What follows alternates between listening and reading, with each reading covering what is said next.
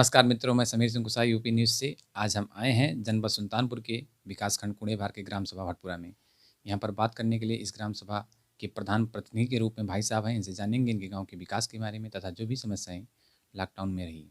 प्रधान जी, आपका बहुत बहुत स्वागत है हमारे चैनल में और हमसे जुड़ने के लिए सर्वप्रथम अपना नाम बताएं।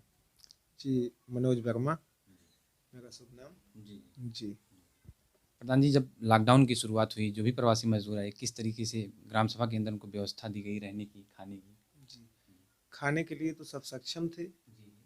जो नहीं सक्षम थे उनको उनके लिए भोजन बनवा के उनके घर तक भिजवाया जाता था। और जो सक्षम थे वो यानी रहने के लिए तो पहले तो स्कूल में व्यवस्था किया था मैंने, लेकिन फिर बाद में अपने अपने घर रहने लगे सब। यानी कि उस समय जब स्कूल में व्यवस्था थी, लेकिन उस समय कोई प्रवासी मजदूर नहीं आए थे। आए थे 7-8 आए थे तो लेकिन रहे वहाँ थे। वहाँ वहाँ नहीं रह रहे थे। हाँ, वहाँ नहीं रह रहे थे, स्कूल में रहना नहीं चाहते थे। अपने घर पे अपने खुद घर क्वारंटाइन हुए जी थे। जी क्वारंटाइन हुए, घर पर ही क्वारंटाइन रहे। प्रधान जी, जो प्रवासी मजदूर आए थे, एक रोजगार का संकट बहुत बड़ा पैदा हुआ। किस तरीके से रोजगार ग्राम सभा के अंदर दिया गया? मजदूरी का रोजगार दिए थे हम। जी क्या काम करवाए थे उस समय? उस समय तालाब की खुदाई का कार्य हुआ था, चकरोट पर मिट्टी पटाई का काम हुआ था। जी प्रधान जी, आपका और आशा बहू का एक जॉइंट अकाउंट होता है, उसमें स्वास्थ्य मंत्रालय द्वारा दावा किया गया कि अप्रैल के महीने में 10,000 की रकम भेजी गई थी। क्या वो रकम आपको प्राप्त हुई थी? नहीं नहीं नहीं नहीं नहीं प्राप्त हुई थी। आपकी बात नहीं प्राप्त। तो कभी जानकारी करने की कोशिश की हो? नहीं नहीं नहीं। क्योंकि सरकार द्वारा निर्देश दिया गया था कि अप्रैल के महीने में सभी ग्राम सभाओं में 10,000 की रकम भेजी जी गई। जी आई नहीं थी, ना हम जानकारी भी नहीं किए थे। प्रधान जी, गांव को सैनिटाइज कितनी बार करवाए? 2 से 3 बार कराया था। हाँ, वो भी अपने पैसे से कराया था। यानी सिर्फ अभी मद आपको प्राप्त कोई नहीं मत प्राप्त नहीं हुआ। उसके बारे में भी मतलब कुछ सुनवाई ही नहीं हुई। और मास्क वास्क तो हजारों बांटे अपने पैसे से, ऐसे यानी कि कुछ सब भी ठीक नहीं। ठाक चल रहा है। जी प्रधान जी, सफाई कर्मी का लॉकडाउन में क्या रोल रहा आपके यहाँ? सफाई कर्मी आता था सिर्फ, जैसे सफाई कर्मी,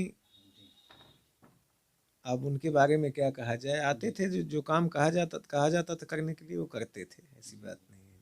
यानी कि जैसे ईद की चांद की तरीके से आते थे। हाँ, वो तो हमेशा वैसे। वैसे हाँ, ईद के चांद की तरह ही सफाई आप साइन भी कर देते हैं सैलरी के लिए? सोदनापुर के जो हैं जी वो बहुत ही पंक्चुअल है। जी।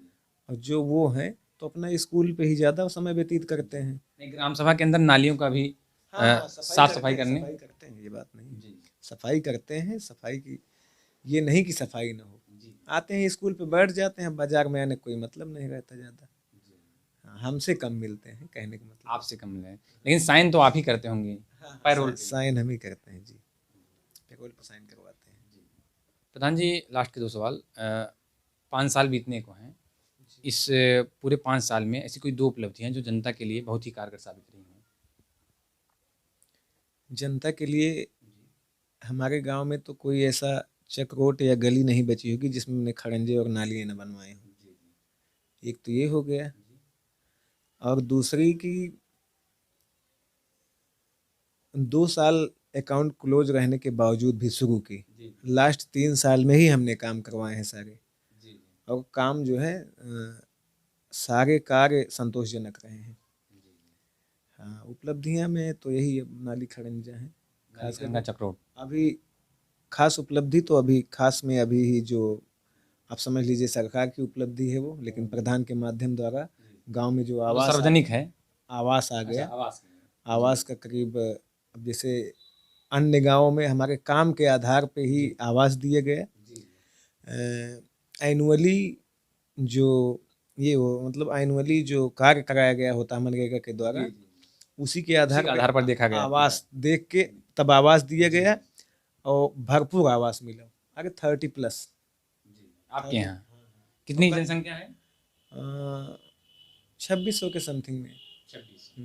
30+ आवास हैं आपके यहाँ आए जी हैं। जी जी। प्रधान जी, 5 साल बाद एक दोबारा जनता आपको चुनती है, आपकी प्रधान सरकार बनाती है, तो क्या विशेष रोड मैप रहेगा जनता के लिए? क्या करेंगे? जनता के लिए ज़्यादा से ज़्यादा कोशिश रहेगी गरीब आदमियों को आवास दिलाना, गरीब आदमियों को रोजगार दिलाना, और उनके लिए अपनी तरफ से कुछ सेवा करना। जी। बहुत बहुत धन्यवाद। ये थे ग्राम सभा भटपुरा के प्रधान, जिन्होंने अपने गांव के बारे में बताया, जो भी समस्याएं रही उसका निराकरण किया गया।